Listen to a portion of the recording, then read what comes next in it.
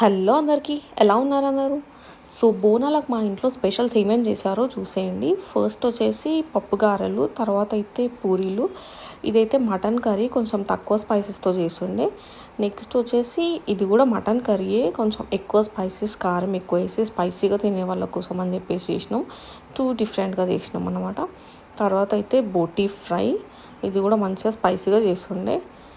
ఇదైతే brain fry. Next అయితే tomato curry. So veg తినే వాళ్ళు కూడా ఉన్నారు, అందుకోసం కొంచెం టమాటో కర్రీ. తర్వాత అయితే చికెన్ మసాలా కర్రీ. నెక్స్ట్ వచ్చేసి కాలు తలకాయల కూర. ఇది వేడి వేడిగా అప్పుడే అయిపోయి ఉండే. తర్వాత అయితే వేడి వేడిగా అన్నం.